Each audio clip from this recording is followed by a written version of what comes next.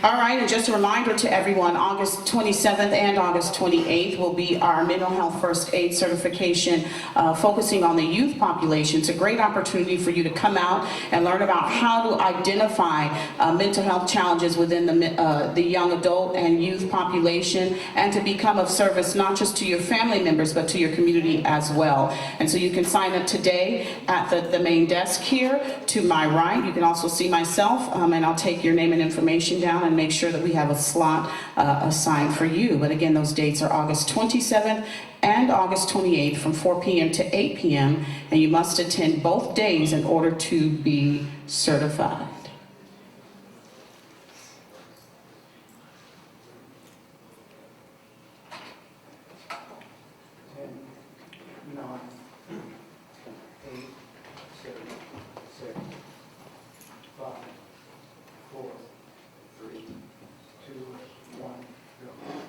Welcome back. We are here live at National Action Network Saturday morning broadcast live on WLID 1190 AM. I'm Katrina Jefferson. I'm one of the New York City liaisons for the National Action Network's New York City chapter, and it's been a pleasure to host you all this morning, filling in for our Executive Vice President, Attorney Michael Hardy. Without further ado, he is one of the most prominent activists leading this country. He is the man who is not afraid to speak up for the voiceless and stand firm on his beliefs. He is the soul reacher, the liberation seeker, and he is a true reacher. He is the president and founder of National Action Network and has devoted his life to helping our people. He is none other than the Reverend Dr. Al Sharpton. No justice. No peace. No justice. No peace. No justice. No peace. No justice. No peace. What do we want? Justice. What do we want? Justice. What do we want? Justice. When do we want it? Now. When do we want it? Now. When do we want it? Now. When do we want it? Now. Hug the person next to you, tell him you love them.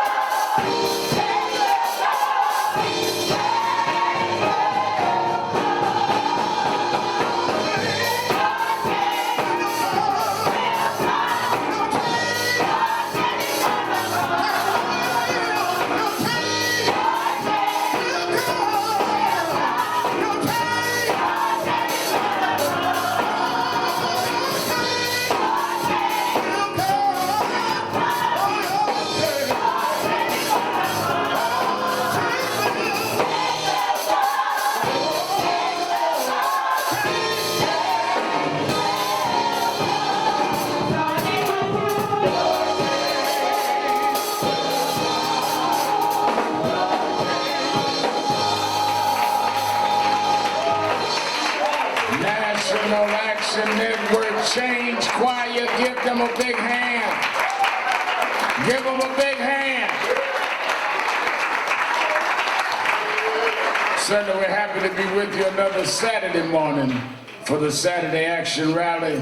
For you that are here live in the House of Justice, 106 West 145th Street in the Village of Harlem, And for you that are listening live on 1190 WLIB AM in New York and watching us on nationalactionnetwork.net, and in 10 minutes we will be on live worldwide on Impact Television. We are happy to be with you to give our weekly report, Where the Action Is. Give a hand to our host for this morning, Sister Katrina Jefferson.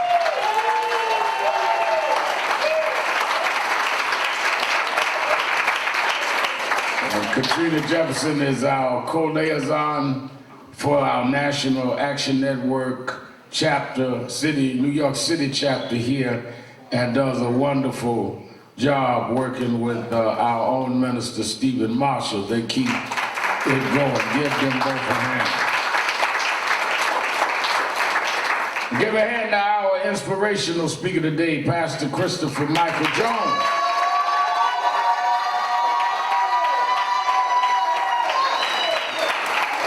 Glad to have Minister Jones in the house, and certainly those that are with him from First Baptist Church in Hillside, New Jersey.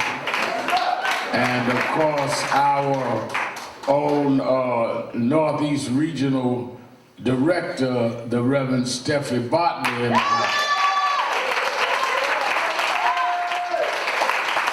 And Reverend Bartley has organized chapters, new chapters, since he's been the head of the region all over New Jersey and all over the region, and runs them effectively, works hard, and very proud of him, and is on our national board. Some folk work for spotlight, others work to be a light. Sometimes you can't see what you're spotlighting because you're so busy getting in the light yourself. And you block the light rather than be a light because you're trying to be seen rather than trying to expose. If you expose what is going to be needed to be exposed, you will be seen. But if all we see is you, there ain't nothing new about that. If we were impressed with you, we would have been impressed before. So now that you've seen, it's just more folk unimpressed with you. That's right.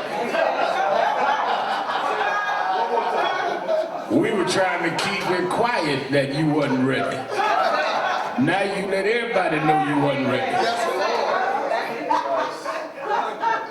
Stephen, and I talk about that all the time. A lot of folks, we was trying to keep it cool, that you was just not ready.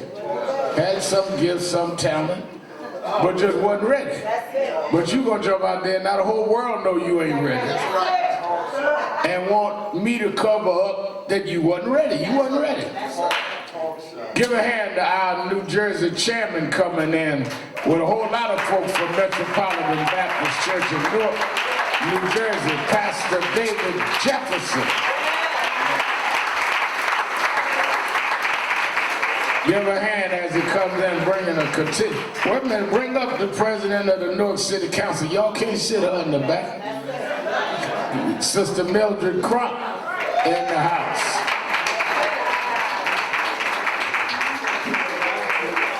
Got all this New Jersey folk up in here today.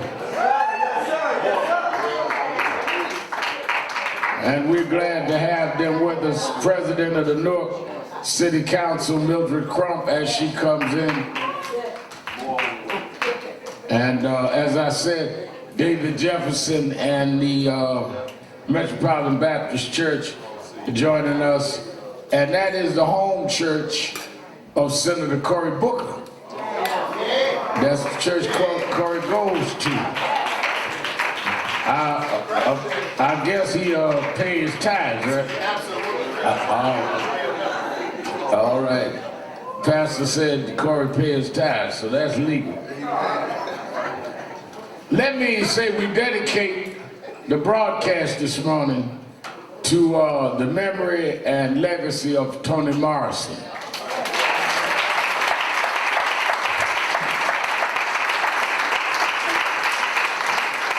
Certainly, as we saw her make her transition this week.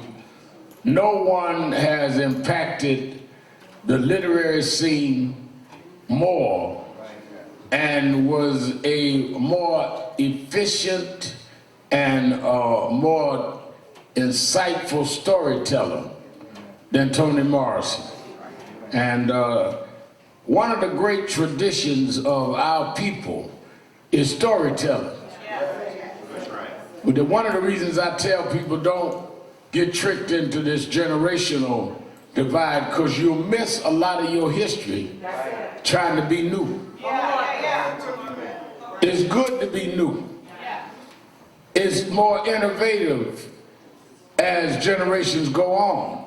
But if what your newness is not connected to something, what could be a revelation becomes a freak accident because you're not connected to anything. Storytelling was something that went down through the generations of our people because it was against the law for us to read and write. We were brought here to be servants. We were brought here to be unpaid servants. And they knew that if we were literate, we could not be easily broken down into submitting to slavery. Lack of knowledge gives you lack of options. And you can be retrained into feeling you are inferior and retrained into feeling you were born to serve others for no wages if you are intellectually reduced to no knowledge. See, as we get all this conversation going on about white supremacy, you cannot have effective white supremacy without it being reinforced by black inferiority.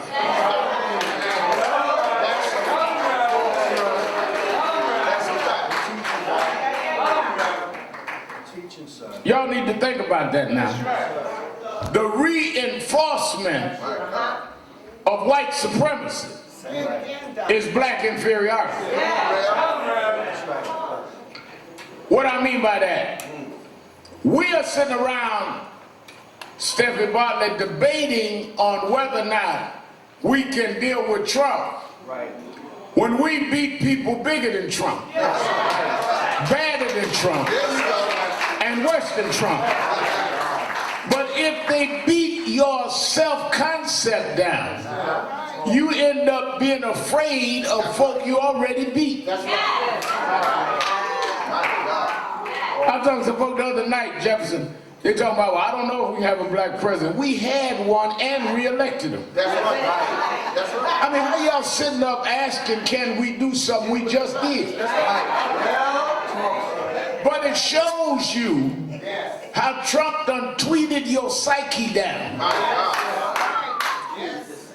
to where you are questioning what you already answered. The slave master had to break slaves. Remember that movie Roots? How many of y'all saw Roots? Well, the first thing they had to do in Roots was make Kente Kunte know we had to break him down and make him Toby.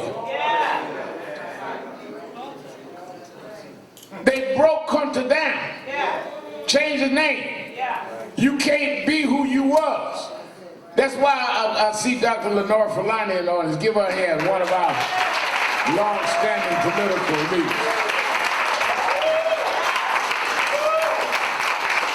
We started these rallies Saturday mornings 28 years ago. I think Dr. Fulani was at the first one. And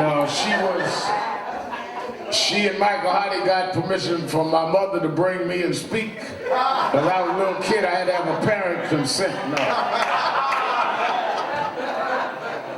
But glad to see her. And she know what I'm talking about because she, along with her work with Castile and all, storytelling. The reason we became great storytellers is because we couldn't read and write.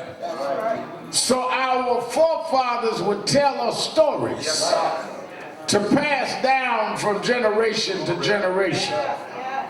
My mother would tell me what my grandmother and great-grandmother would tell her. because they couldn't read and write. They couldn't write it down. Wasn't no diaries. Wasn't because they were ignorant, but because they were forced to be illiterate. That's right.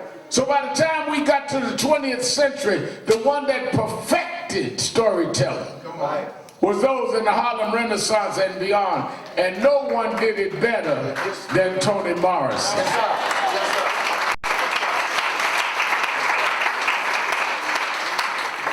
And certainly we will miss her, but we will celebrate her life. I also want to also inform everyone, we had told you that we also dedicate the program, before I say that, to the memory and legacy of Michael Brown, who was killed in Ferguson by police 5 years ago on yesterday. And National Action Network has stood with that family for the 5 years, and the father and mother, in fact, the mother will be on my Politics Nation with Al Sharpton show on MSNBC. You know, I'm on Saturday night, Saturday evening and Sunday evening. She'll be on my show. We don't leave families when we get involved. And we certainly are with their family as they call for a new investigation. Give a loving hand to the family of Michael Brown.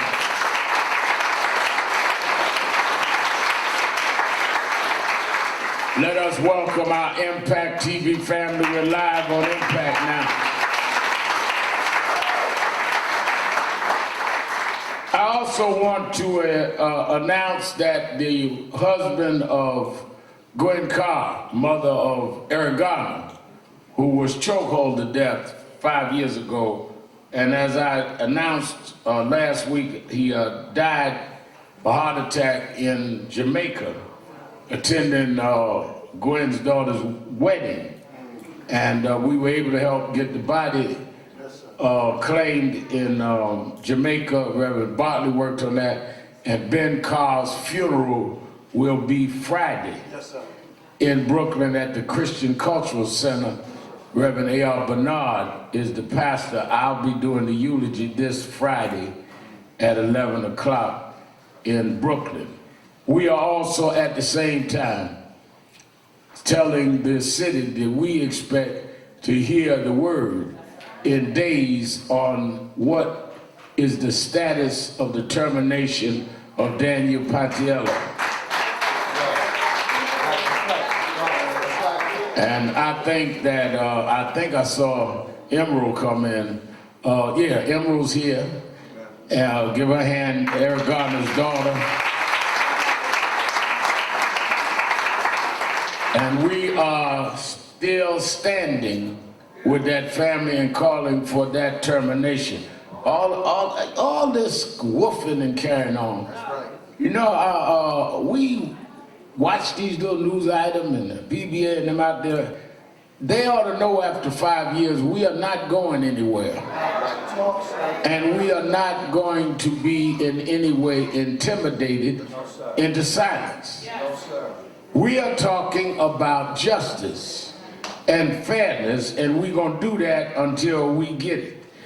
Let me also say that I want to congratulate our friend who was here last week and brother, former Governor David Paterson, getting married today.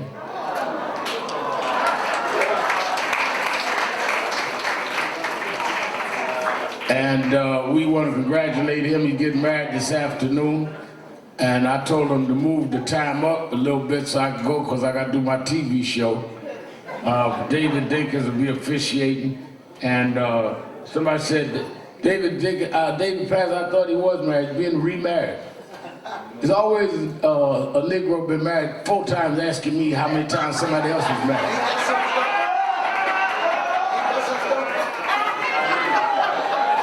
Just shut up and we won't bring up your ex-marriage. You getting into everybody's business like we don't know yours. I know your wife and your girlfriend. Just shut up.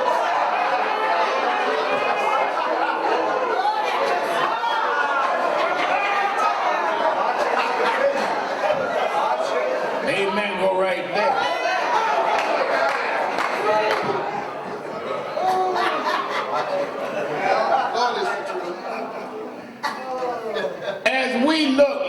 Saturday, when we left here, we dealt with the Garner case. We dealt with the tweets from the president.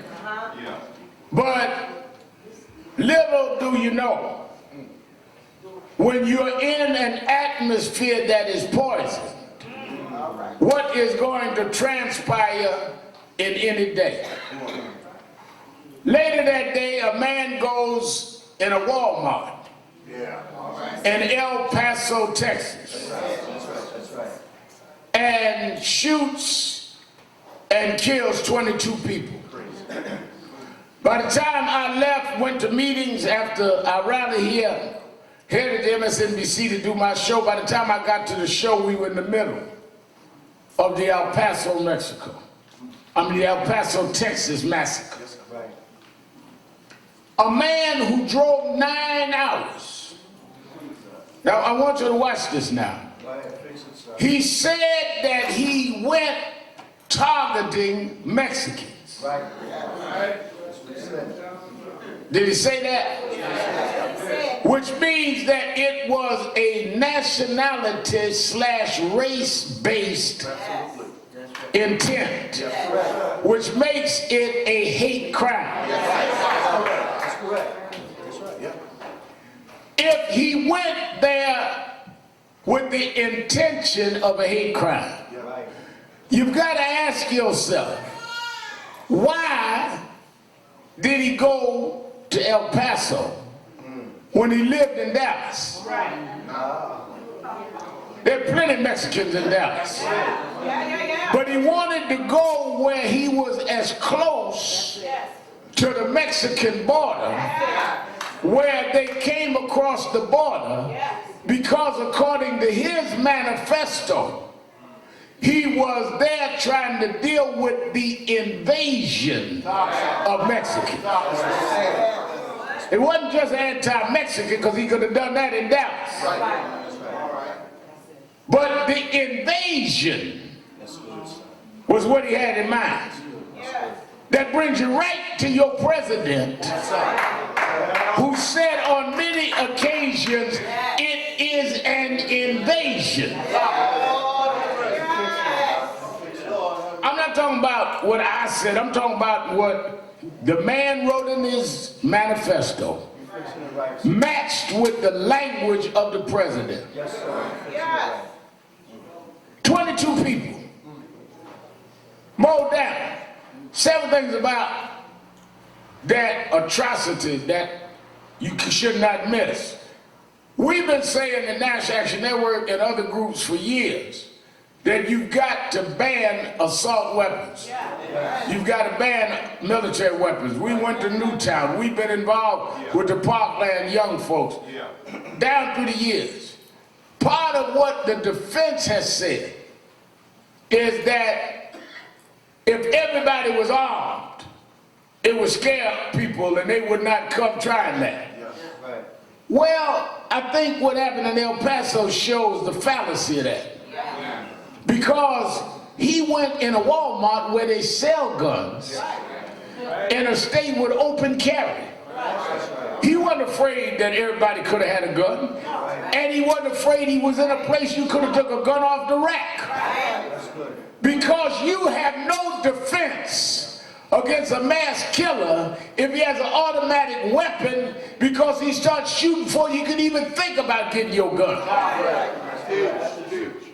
You don't try to outshoot mass killers, you disarm mass killers by not letting them get a hold of weapons that could cause mass shooting. Well, you don't believe that? The same night. That same night. Come home, I came home from the studio, I stayed at MSNBC late. Came home, went to bed, woke up. I get up about 4 because I'm in the gym 5 o'clock. And they found out they had shot 9 people and killed them in Dayton. How they shoot 9 people in Dayton? They said the police were there in a couple of minutes. Because if you have an automatic weapon, in a minute you could take 9 people out before the police could get there. And that's what he did. Police come in right away, immediate reaction. Ought to be commended. Did their job, was on top of their job in El Paso and in Dayton. But you can't get there quick enough if you're dealing with automatic and semi-automatic and military-style weapons.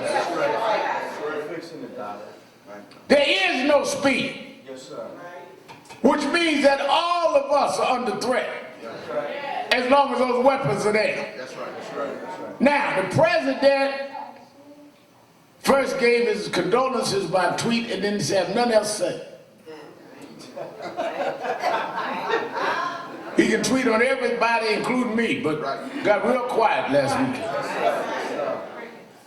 Then when he finally came out, after giving a preliminary condolence, he said, he went going up in his helicopter or his plane and said, I'm gonna make a speech Monday morning, 10 o'clock.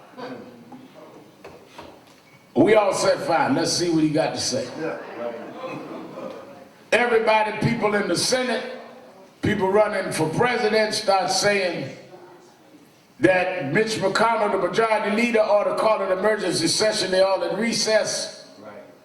They ought to call an emergency session and deal with the legislation on background checks, which has already passed the House, and deal with ban of automatic weapons. Well, Rep, I don't know if that ban will work. It worked. It was part of the crime bill that we didn't like. And it was banned 94 for about 10 years from 94. And mass killings went down. So we already know it works. President come out, 10 o'clock Monday morning, all TV stations go live to the White House. Him and Pence walk out. And we standing there, waiting on the president, leader of the free world, gonna give inspiration to school children who are school shopping, gonna give calm to those of us that have been scared all weekend. And he stood there and said that, yes, we gotta fight hatred.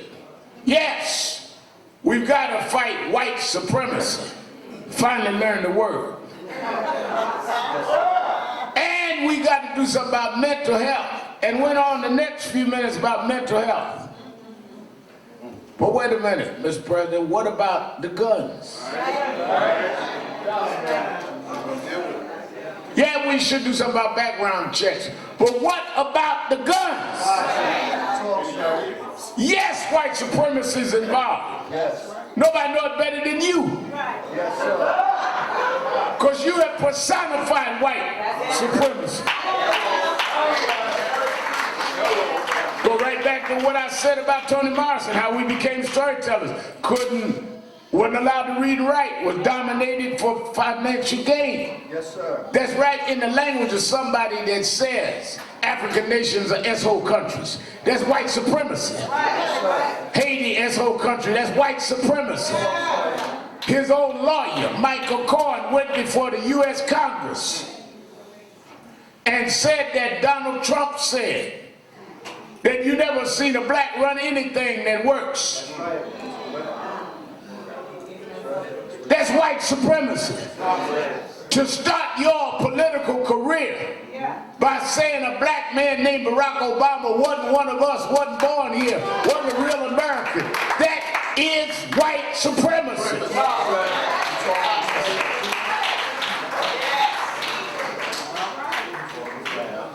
So the question becomes, what happened to dealing with automatic weapons? You cannot solve this without first disarming those in the country, whether they have a mental health issue, whether they are white supremacists, whether they're full of hate. First thing is you disarm them. Let me put it this way. If somebody broke in your house, you were fine. Don't worry about him. You were fine. Y'all messing with my sound now. Now y'all throwing me off. If somebody broke in your house and had a gun, and you call some way quietly, you sneak off your cell phone, and law enforcement come. Yeah. And they standing up there, the robber with the gun on you. Right. You don't need the police to psychoanalyze him.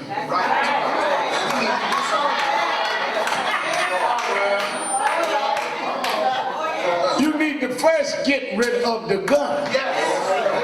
Somebody stand up in your house holding you at gunpoint. Police break in and say, now, do we need a psychiatrist? No, you need to get that gun out of his hand.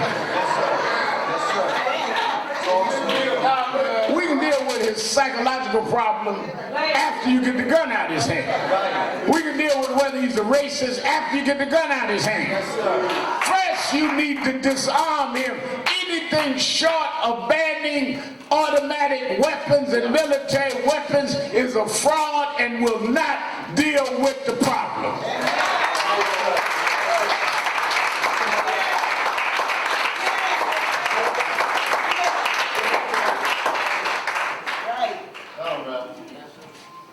What Trump has done is an outright fraud on dealing with this issue. Yes, we need money for mental health, but that is not going to deal with the immediate problem of mass killings. People couldn't shoot what they don't have. I mean, how much hate they got. They can't shoot 22 people unless they got a gun that has the magazines that could do that. I mean, how crazy they may be. They can't shoot that many times if they don't have a weapon that can shoot that many times.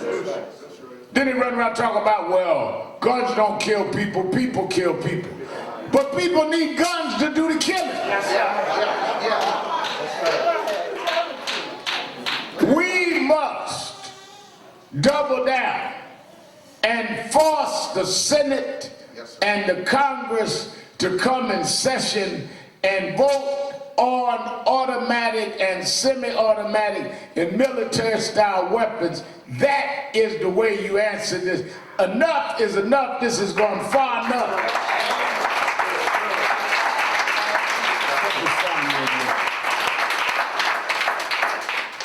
We have not been made so silly by this president. And let me tell you something, he has a nerve, he's gonna call folk racist because they have exposed his racism. He tweeted Elijah Cummings, chairman of Oversight, is a racist. Then I stood up for Elijah. Sharpton hates whites. I known them 25 years. Well, if you've been dealing with me for 25 years, I didn't know you was white. I mean, what, you were in blackface when we would talk? I thought you was black or something. I mean, how stupid do you think folk are? But his racism is obvious. The question is what we gonna do about it and how we gonna deal with it. Because if we don't deal with it, we gonna continue to be victimized by it. So part of the call to action must be around these automatic weapons and around protecting our right to vote, because you can have all the attitudes you want. If this man stays in office, he is committed to the dismantling of everything the civil rights movement has done in the last 50 years.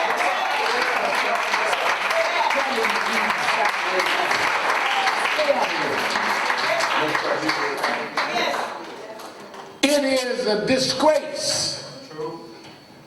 It is a shame that we are sitting up watching the eradication of voting rights, of criminal justice reform, as we deal right now with the anniversary of Ferguson and the anniversary of what happened to Eric Garner, her daddy. These are violations of civil rights and criminal justice reform that we had got going. We had under Barack Obama a commission dealing with policing. Started with the cameras, body cameras, on our way to making a law where you could not turn it off. Ending private prisons in the federal level. Dealing with how we deal with policing with consent decrees, where the federal government would take over those cities that had a pattern of police abuse. The federal government took the power from them. All of that went out the window when Donald Trump came in. Voting rights, where he claimed it was voter fraud, formed a voter fraud commission. And it went nowhere because there was no voter fraud. It was voter suppression. And it's been used again. Robert Mueller sat up in front of the U.S. Congress and testified that Russia interfered with our elections, and they're doing it again. The president ain't tweeted one time about defending us against that.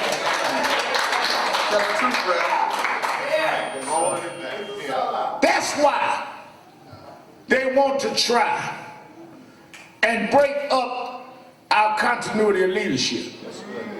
Because if they can turn you against your fathers and turn you against your mothers, then you will not protect what your fathers and mothers established for you. I want y'all to hear me now. There is a reason they want to break up our community. Because if they can in some way cast our elders as irrelevant, then what they achieve becomes irrelevant. So they ain't done. That's old school. So therefore voting rights goes out with them. And anybody that has to make it, dispelling what preceded it, is an idiot that don't deserve anybody's listening because they're not based on anything. Let me tell you something. Let me bring it right into scripture. We're on Impact TV. There is nobody God called in the Bible that God did not call to continue what preceded them.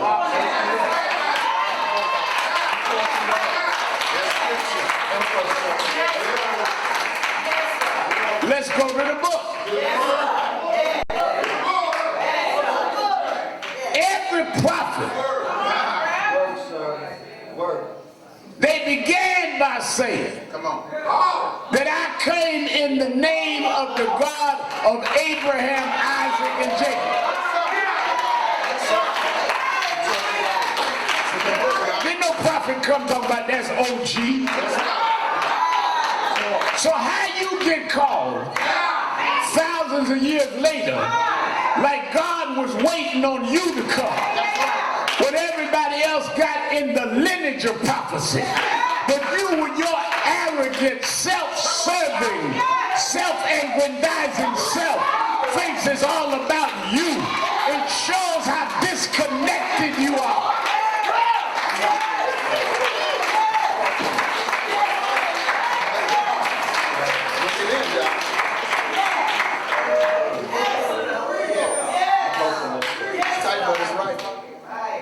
Well, you know, Jefferson and Stevie, them, they old school. Well, what school you got? That's right. That's right. What is your credential? Well, I'm young. Well, you ain't, that ain't an achievement. You were just born last.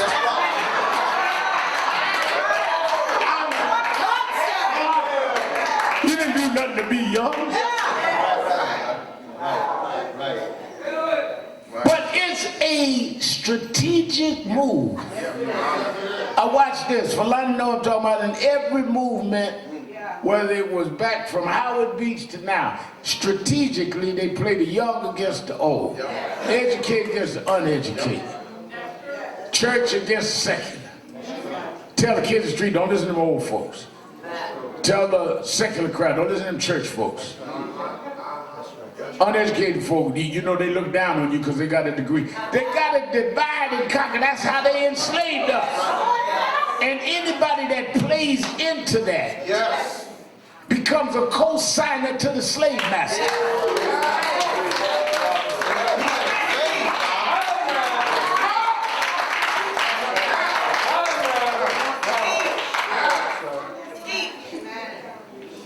Even if you don't understand it. Even, I'm still in the book. Even when Jesus came,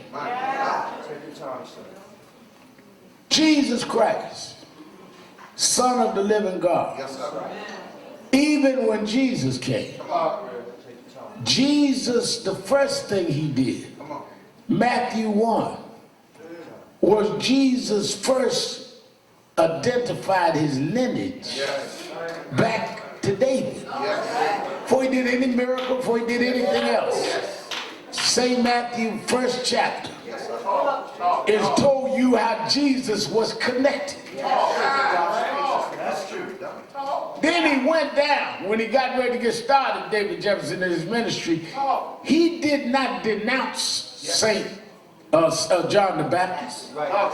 He didn't say John's through. He relevant, it's my time, I'm here now. He went down to where John was baptizing for. And he got in line and waited his turn and honored and submitted to John.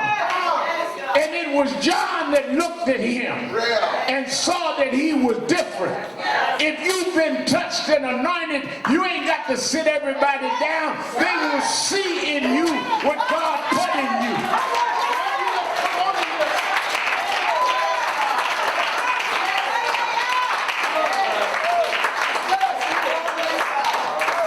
If you got the calling and the anointing, you had to push folk out your way. Folk will come and grab you and pull you up.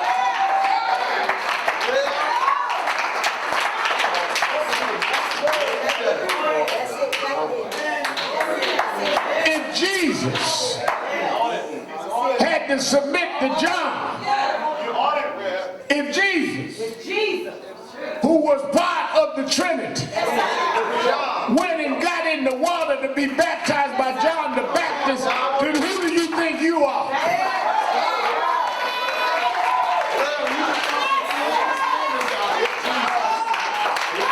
If Jesus submitted, then what makes you elevated over everybody?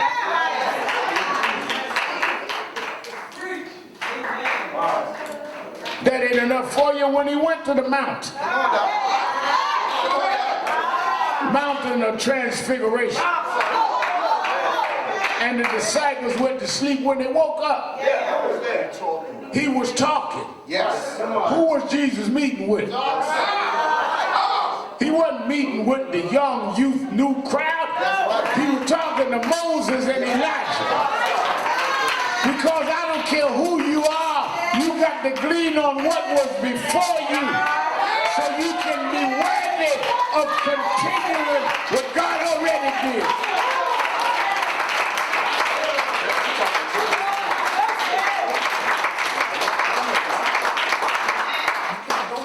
If Jesus needed to talk to Elijah and Moses, then how anointed are you that you ain't got to talk to nobody ahead of you?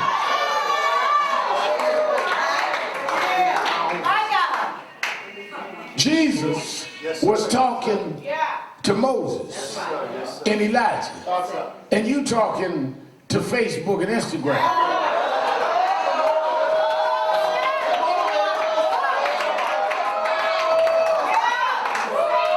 You talking to yourself about yourself. Sitting up all day, look at me. Did you see me look this way? This is my better side. In love with yourself. And that's why ain't nobody with you but yourself. Folk getting shot down. Folk suffering. That's right. Daddies being choked to death by those we pay to protect and serve. And you pose chosen to be chosen.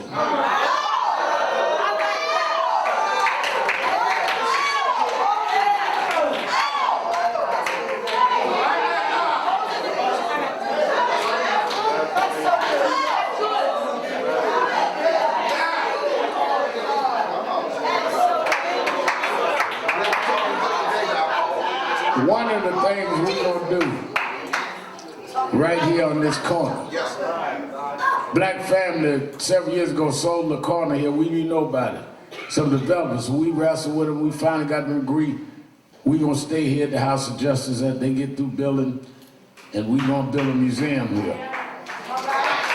We ain't going to own the corner, but we fought them for it. One of the reasons I'm building that museum, the Civil Rights Museum, is one of the reasons is I looked, you know, a lot of us don't understand there are no civil rights museums up north.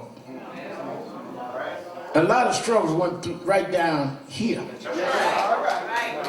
They had the Montgomery boycott in '56 in Montgomery, Alabama, but Adam Clayton Powell led a Harlem bus boycott in the '40s right here.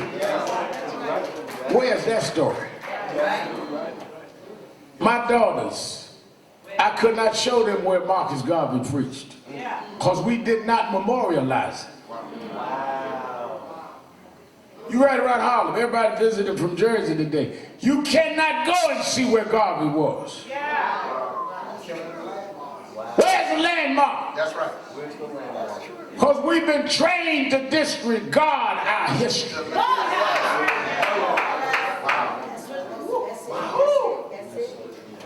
Where's the political club Adam Powell? The Bible said, remove not the ancient landmarks. When Joshua brought the children over to Jordan, before he closed the river back, he said, get me 12 stones. One representing each of the 12 tribes of Israel. So one can't take credit for the other. So every tribe will be represented. Get me an AME stone. Get me a Baptist stone. Get me a Kojic stone. Get me all the stones. So y'all won't be arguing about who's anointed. Get everybody got a stone.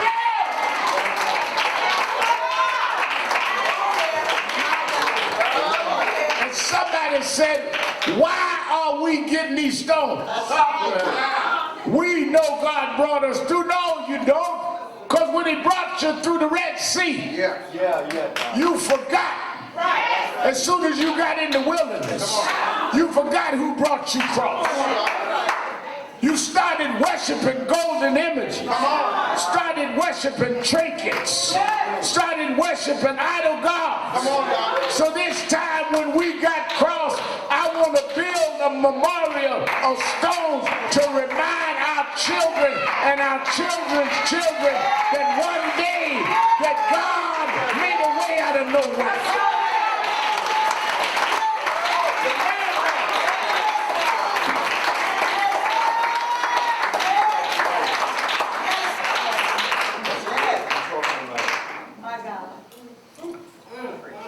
A friend of mine went the other day, called me and said, Remal, I'm in DC, and I went to the Smithsonian Museum of African American Culture. He said, and I saw your picture 2 or 3 places. He said, and I was on the 4th floor and they got a display of Oprah and a display of a lot of the artists, Michael Jackson and all of those black business millionaires and all. He said, I believe that's on the 4th floor. He said, and I went down, because he started at the top, come down, worked his way down to the ground floor. And the 3rd floor, he said, was all of the civil rights activists. And he said, that's where I saw you in the 90s and in the 2000s, but all the way back to the Freedom Riders and Dr. King and all. Then I went down to the Oprah Winfrey Theater, the ground floor. I said, hold it though. What you gotta understand is the building is built right. He said, what you mean? I said, if the 3rd floor has the activists, the freedom riders, the folk that went to jail, the folk that got beaten, the folk that was shot down and killed is on the 3rd floor. And the billionaires and the college professors and the big media moguls are on the 4th floor. It's telling you that they wouldn't be up there if they weren't standing on us.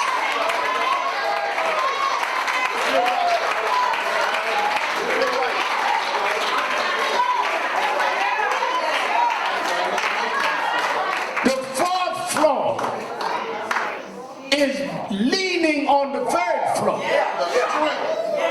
If it wasn't a strong 3rd floor, there wouldn't be the 4th floor. And if you don't appreciate the 3rd floor, the 4th floor is going to collapse.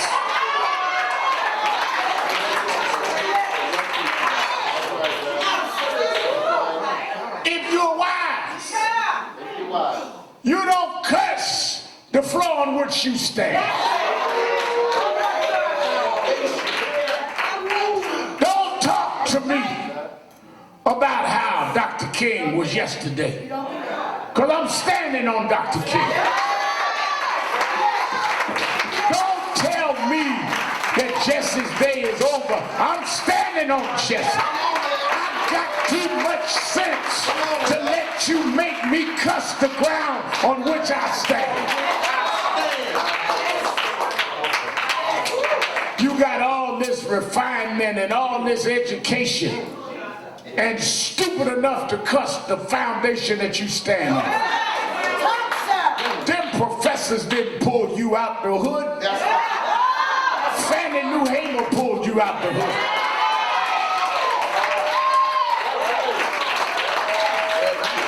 Well, you know, I go to certain college.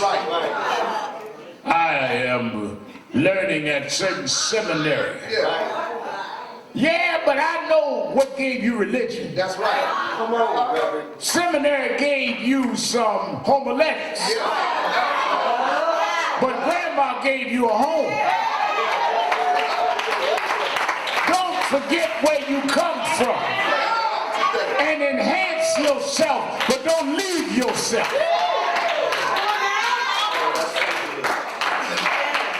And then some of us get little complexes. I'm gonna drop this and I'm gonna let you go. The lady said to me, well, Mal, you know, you're right, but I don't have all of that. I made mistakes. I got caught out there in the street on drugs, and I did this and I did that. I'd like to work with National Action Network. I'd like to do things in politics, William Allen. But you don't know my background. I said, let me tell you something. Just like I told you that Jesus and the Bible submitted, just like I told you God don't use folk unless they connected to something. God got another funny habit. He don't do much with perfect people.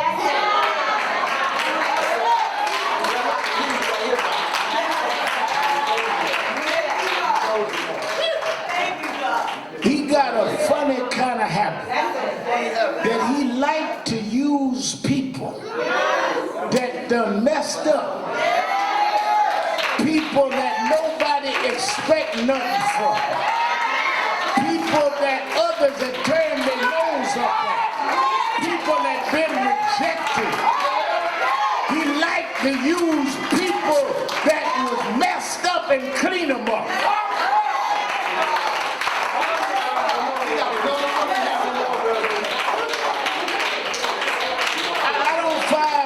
Messing with too many perfect people. And then last week he had the rally, they was talking about defending me against Trump's tweet, and they talk about, I think it was Jamani Williams said that he was glad to know he didn't have to be perfect to lead. And he learned that watching the mistakes I made, and I kept going anyhow. Well, I tell you that one of the tenets of our religion, Reverend, you preached it the other week. One of the tenets of our religion is Moses. Is that not right? And they talk about we come in the name and the law of Moses. Well, don't forget something now. Moses went out. escaped from Egypt. And he went out and married. And he kept hearing about God lived on this mountain.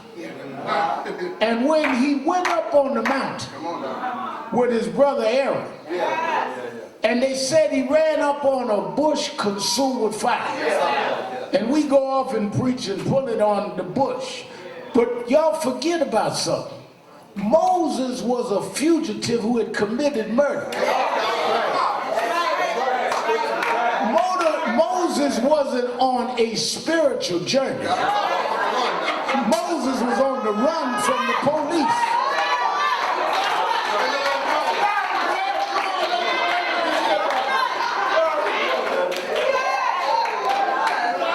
Moses was hiding from the police. He had killed an Egyptian. He ran so he wasn't going to have to do the time. He was a murderer and a fugitive. But when he came up on the bush, God didn't say nothing about what he did.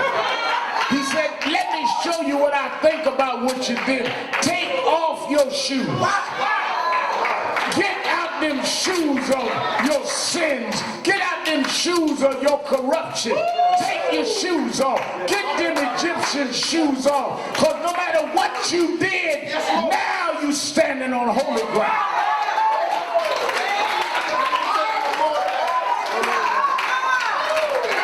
I don't care what you did.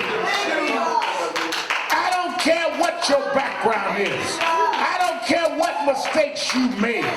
You might have been a junkie. You might have been a philanderer. You might have been a hoe on the corner. Take off your shoes.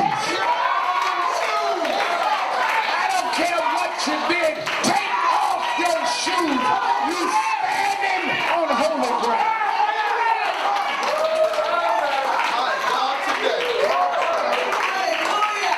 Bible said Moses started getting shy and making excuses. You don't need me, God. He said, shut up. Take your shoes off.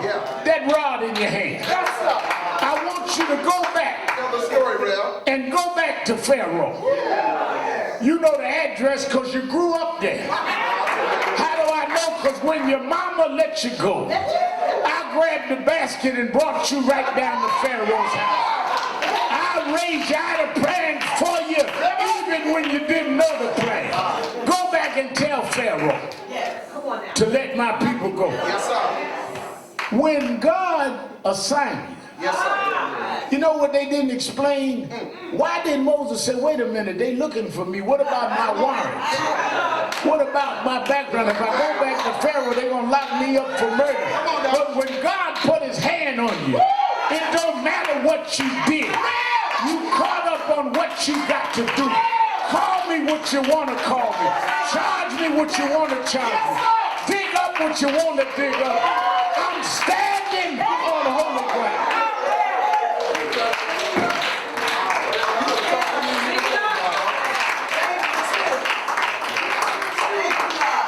I can't go because they're going to dig up something on me. Take my shovel. Dig up what you want. I don't care what name you call me, Trump.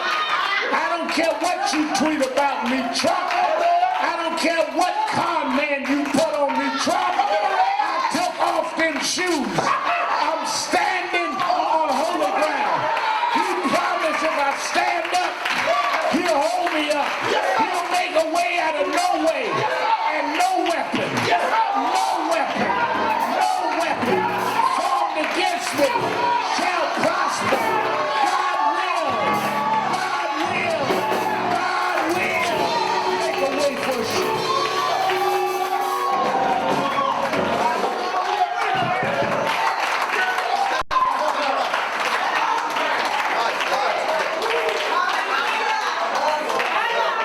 Whatever been holding you back, you need to take them shoes off in here today. You need to walk out of here different today. We got to go see Pharaoh today. I don't care what they got on you. I don't care what you did. I don't care how low down you been. We got to go see Pharaoh now. They shooting children down in the street. We got to go see Pharaoh. God told us he excused our past. We got to go see Pharaoh. Trump, we on our way now. Trump, we on our way now. Trump, we on our way. It ain't about Republicans. It ain't about Democrats. We're looking at wickedness in high places. We wrestle not against flesh and blood, but wickedness, principalities of darkness, wickedness in high places. But I serve a God that gives me the strength, that God that got power, and if I'm right, he'll fight my battle. I can walk through the shadows of death and fear no evil, because if God be for me, if God be for me, if God be for me, it's more than the whole world against me. Stand up, black man. Stand up, black man. This is our day. This is our time.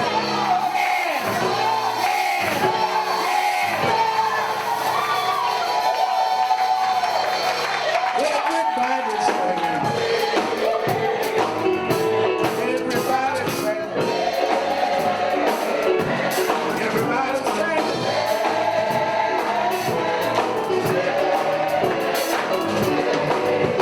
Everybody's singing. Singing like you mean it. Singing like you mean it.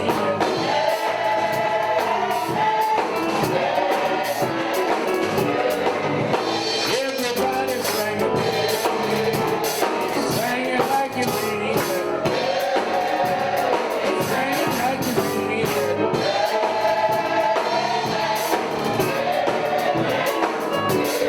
One more time. One more time. Everybody's singing.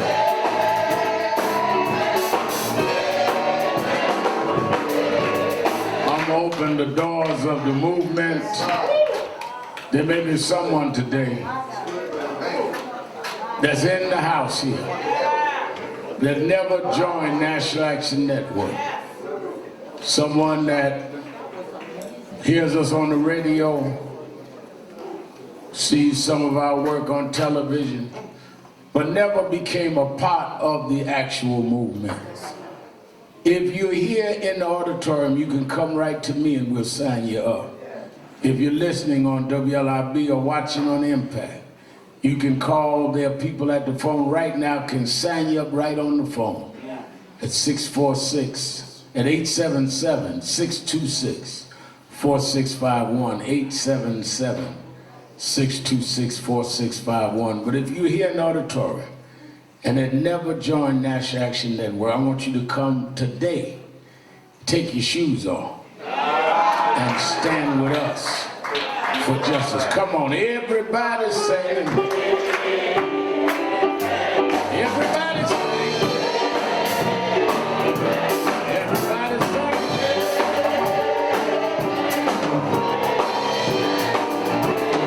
Singing like you mean it.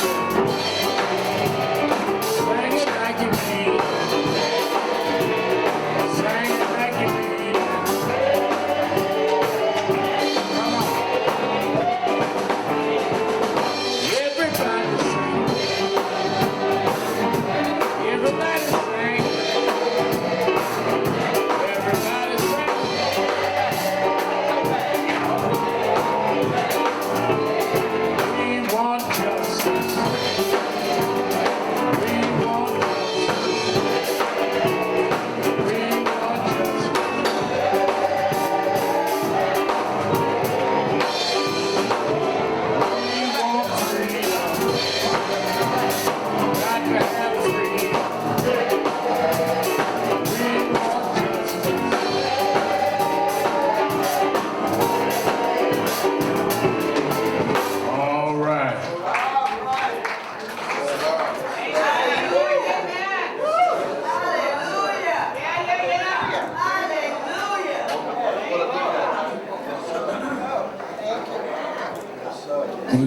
going to take our offering and take in our new members. Let's move quickly.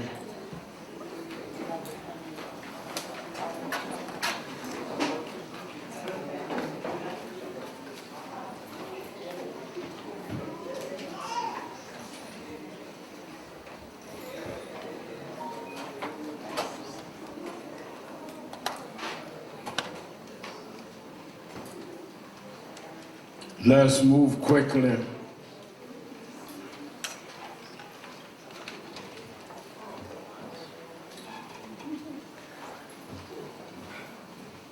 I want about 10 people, at least 10, that can start with $100 or more to come quickly. 10 people. Winston Gilchrist, $100.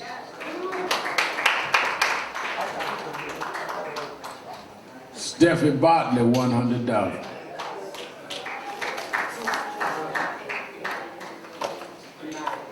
Anaya A, $200.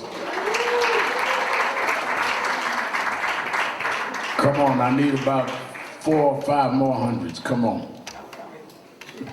Mildred Crump, President of the City Council of Newark, $100. Come on, I need some more hundreds. I need about 3 more. 3 more. Come on. Don't make me beg. We got company.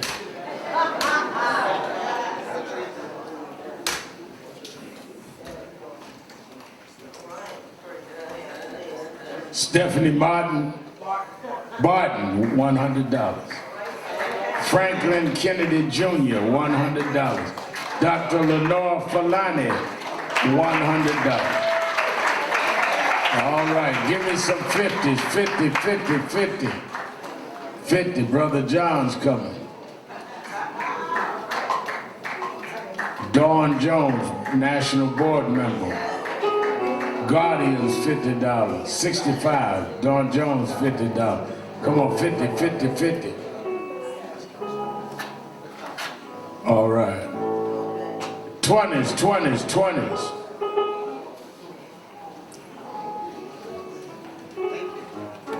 Reverend, thank you. 20s.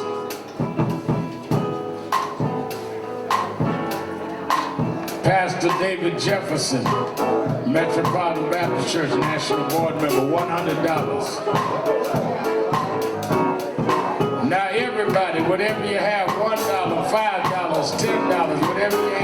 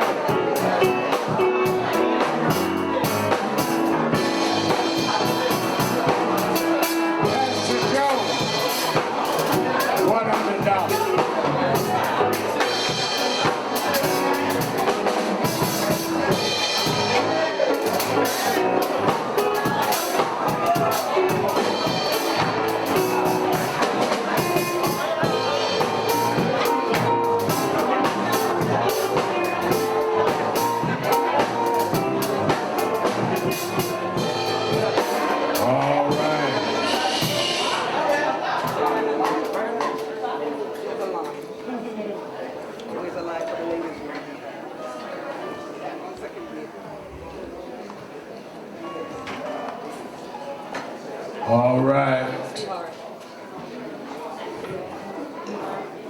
I want, before we take in the new members, we are so happy that so many of our New Jersey members and ministers and pastors came.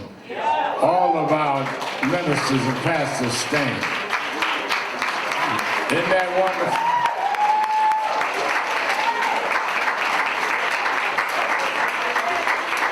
All these pastors in the house.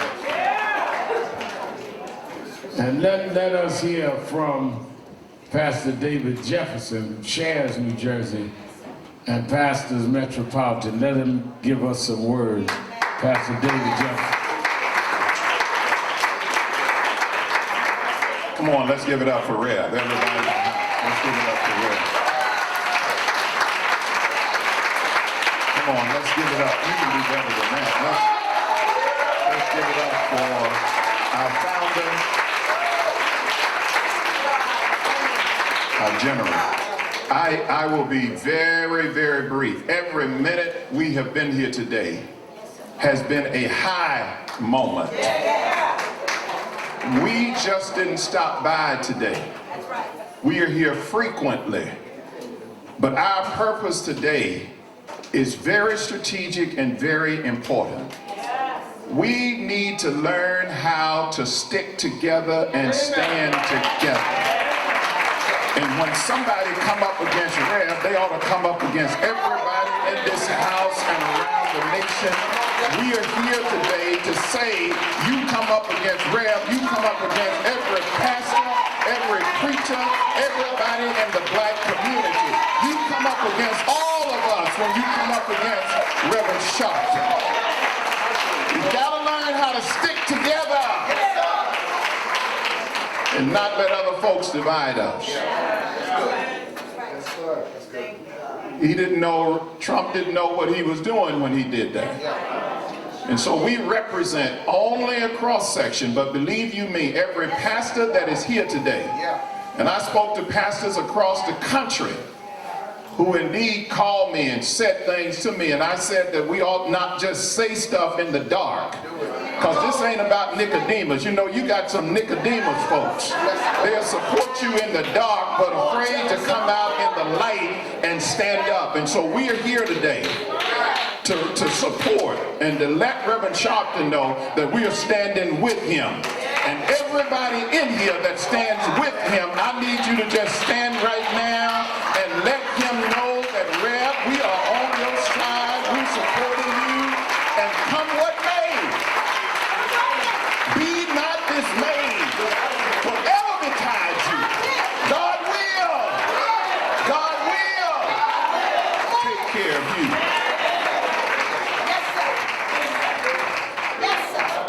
Let us hear from the president of the Newark, New Jersey City Council, Mildred Crump. Give her a hand. Thank you so much, Red. I'm about to do something. I was instructed this morning. I'm taking my shoes off because I'm standing on holy ground. And if you leave this place this morning differently than when you walk in this door, you need to be about the business. And knowing that every time you walk through this door, you walk upon holy ground. I love Reverend Sharpton. I wanted to call, he's a leader, but he's not just a leader who talks. He's a leader who walks the walk. I'm so excited I can't even get my words out. And that doesn't happen often. I'm so happy, I have to say, to see Lola Falani. We started 40 years ago, and we both had black hair. I still do. And we're going to be doing some work. To my leaders, Reverend Jefferson and Reverend Bartley, and to all from New Jersey, I thank you for giving up everything that you had planned to do today. Because I don't know about you, but the rest of my day is going to be the best of my day. Yes. of being here. I bring you greetings on behalf of the best mayor in America. His name is Raz J. Barack, and I'm sorry you all who live here. I don't know how you feel about your mayor, but I know how I feel about mine. And to my New Jersey, act like you're proud of our mayor. Louise Roundtree is the faith leader for the city of Newark, and I would be remiss if I did not acknowledge her.